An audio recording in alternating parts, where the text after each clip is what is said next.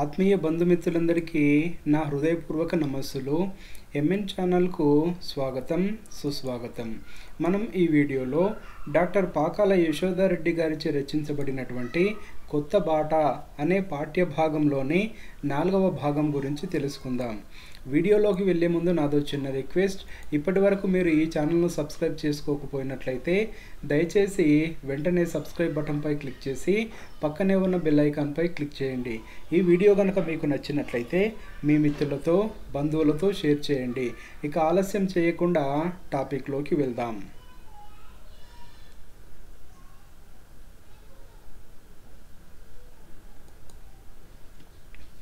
4వ భాగం. బండి మా ఇంటి దిక్కు మూల మలుపు తిరిగింది. ఆడ మా పెదమామ ఇంటి పొంటి ఉన్న గరిసెల ఇండ్లల్లో దీపాలు వెలిగినట్లు, నలుగురు మనుషులు మెసిలినట్లు జల కళ గలగల సప్పుడు వినిపించింది. అలా పాకాల యశోదారెడ్డి వాళ్ళ తమ్ముడు ఇద్దరు ప్రయాణం చేసేటటువంటి బండి వాళ్ళ ఇంటి దిక్కు మూల మలుపు తిరిగింది. ఆడ మా పెదమామ ఇంటి పొంటి ఉన్న, అంటే వాళ్ళ పెదమామ ఇంటి పక్కన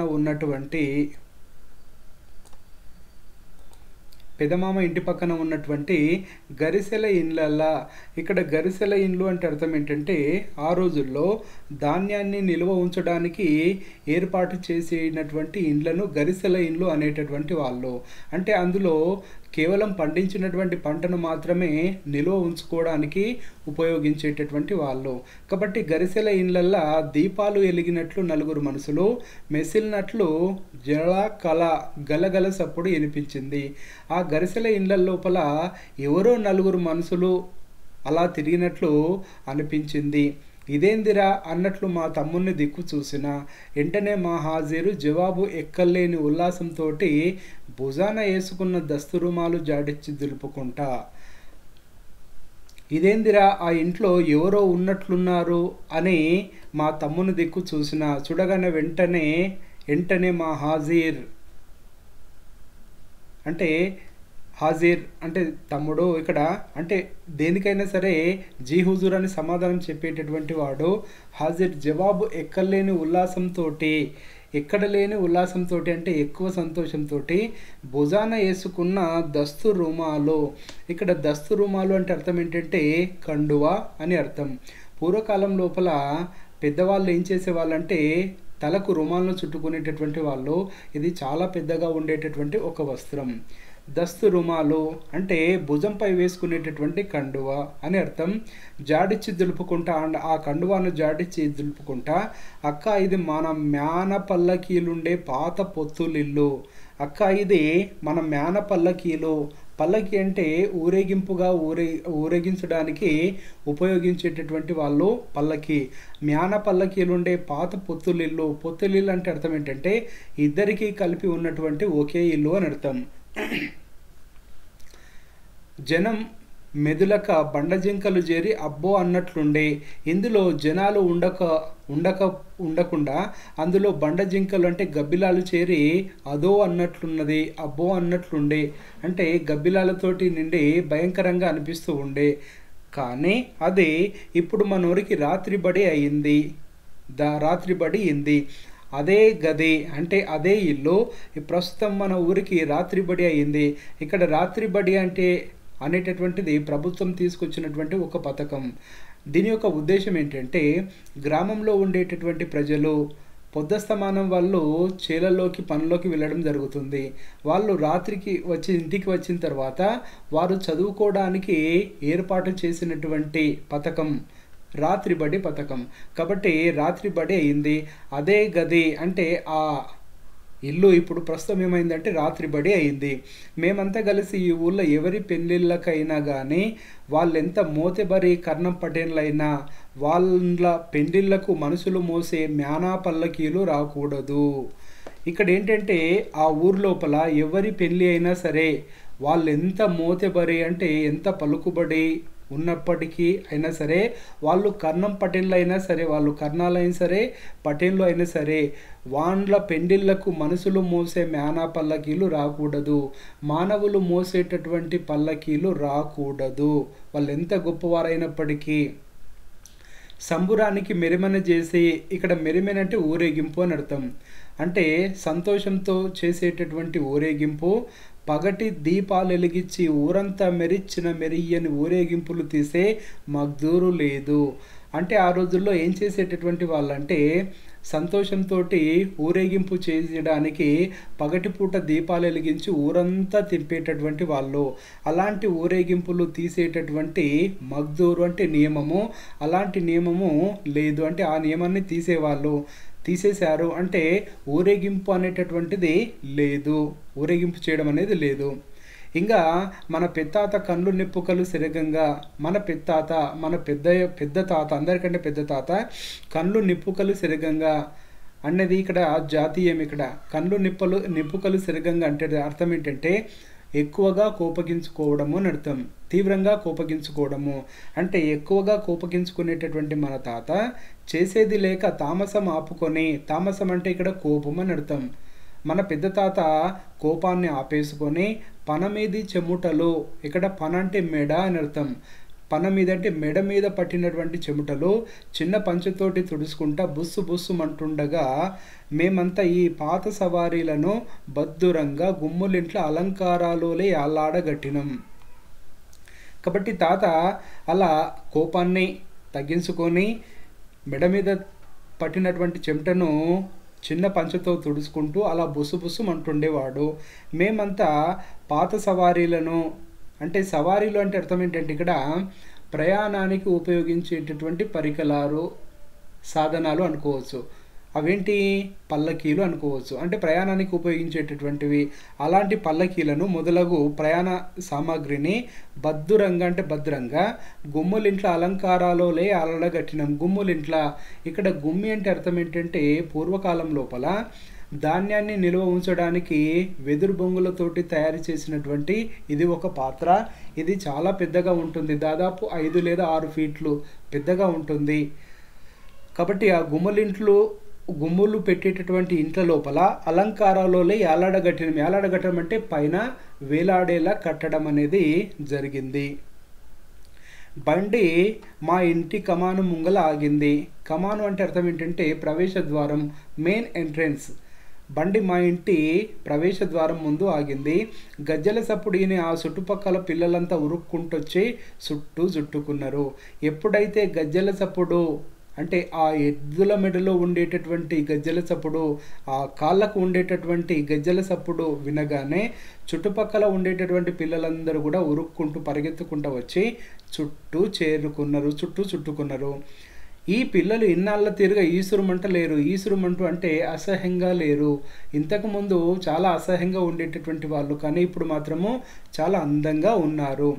ఇప్పుడు సీమిడి ముక్కులు లేవు, అంటే చీమిడి కారుతూ ఉన్నటువంటి ముక్కులు లేవు, అంటే అలా పిల్లలు లేరు.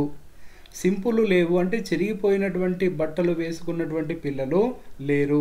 సీర పేన్లు లేవు, అంటే నెత్తిలో పేన్లు పారేటటువంటి పిల్లలు లేరు. ఓరగాళ్ళు లేవు. ఓరగాళ్ళు అంటే ఇది ఫిజికల్లీ హ్యాండిక్యాప్ లాంటి, అంటే శారీరక లోపం ఉన్నటువంటి పిల్లలు లేరు. ఊడ్సు కళ్ళు లేవు, అంటే కళ్ళల్లో నుండి ఊసు ఉన్నటువంటి కళ్ళు ఉన్నటువంటి పిల్లలు లేరు. పిల్లలందరూ దోసపండు నిగనిగలాడుతూ ఉంటుంది చూడడానికి, అలా దోసపండులాగా. ఉంకు చెండోలే అంటే ఎగిరే బంతిలాగా కలకలలాడుతుండరు. ఇప్పుడు పిల్లలందరూ కూడా చాలా కలకలలాడుతున్నారు, అంటే చాలా అందంగా తయారై ఉన్నారు అని అర్థం. ఇది పల్లెలో వచ్చినటువంటి మార్పు అని మనం చెప్పుకోవచ్చు. బండి దిగి బంకులు దాటి ఇంట్లకు నడిచిన. బంకు అంటే మనం ఇంతకుముందు చెప్పుకున్నాం కదా, ఇంటి ముందు ఎత్తుగా కట్టినటువంటి స్థలము, కూర్చోడానికి ఏర్పాటు చేసేటటువంటిది. బంకులు దాటి ఇండ్లకు నడిచిన, అలవాటు చొప్పున బాయికాడి గచ్చులకు నడిచిన. ఇక్కడ చూడండి చిత్రంలో బాయి ఉంది. ఇక్కడ గచ్చు అంటే అర్థం ఏంటంటే ఈ బాయి చుట్టూ ఏర్పాటు చేసినటువంటి స్థలము. కాబట్టి గచ్చులకు దాటిన,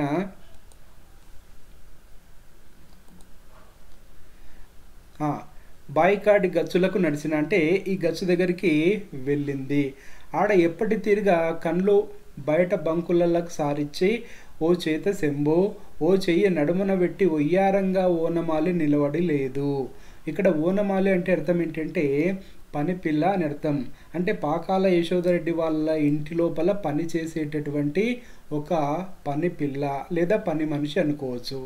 ఈ పని మనిషి అంటే పాకాల యశోదారెడ్డి ఎప్పుడు ఇంటికి వచ్చినా సరే ఓ చేత చెంబు పట్టుకొని ఓ చెయ్యి నడుంపై పెట్టుకొని ఒయ్యారంగా నిలబడి ఉండేటటువంటిది.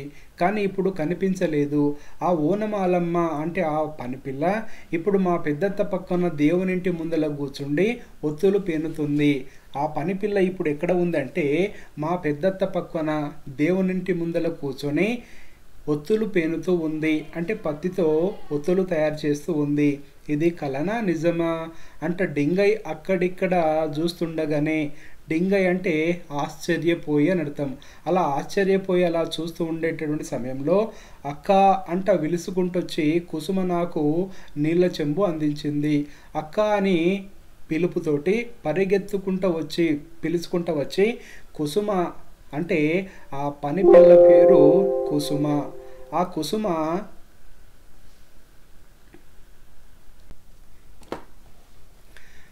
ఆ పనిపిల్ల పేరు కుసుమ నాకు నీళ్ళ చెంబు అందించింది. ఒక్కసారి అమాంతం నా చేతులున్న చెంబు జారినంత పనైంది.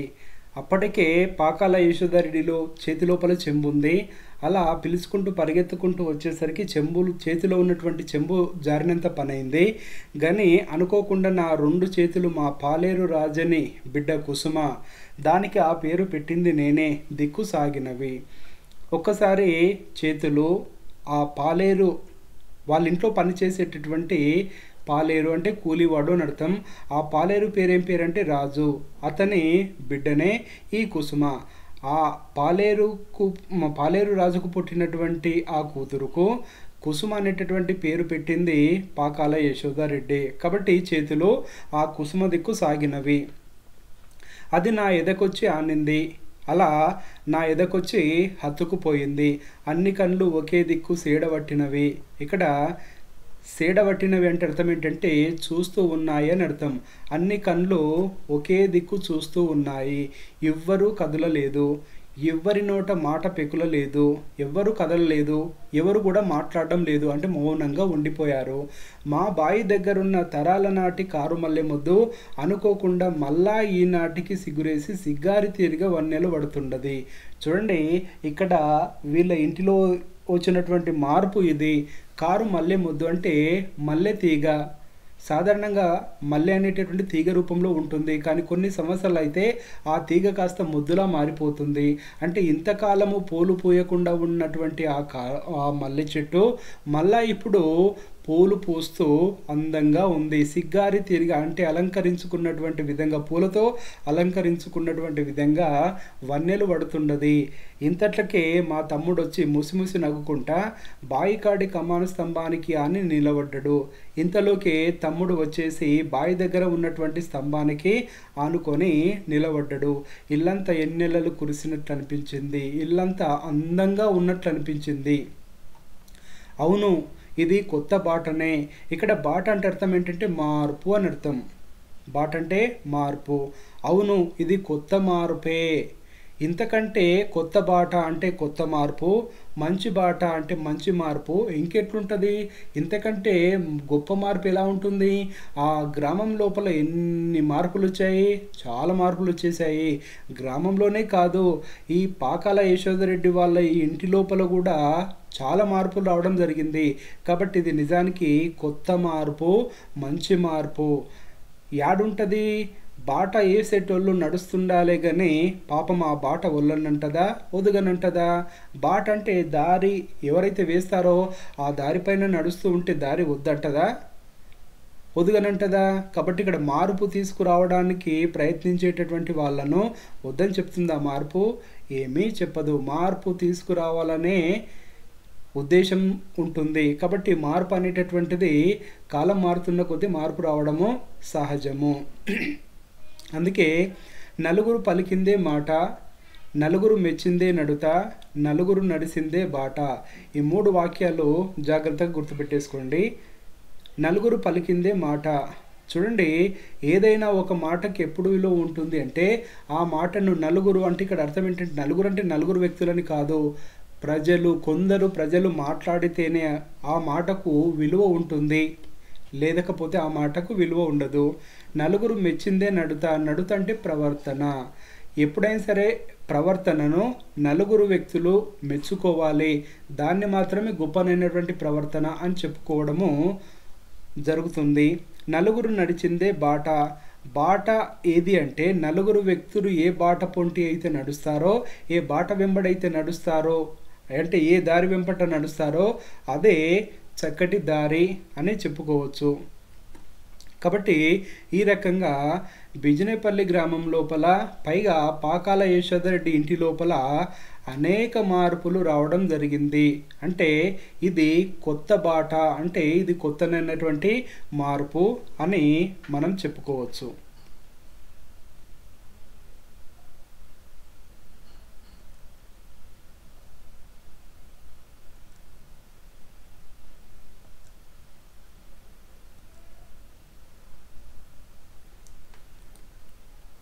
ఇప్పటివరకు ఈ వీడియో చూశారు కదా. Thank you for watching this video. Please like and share.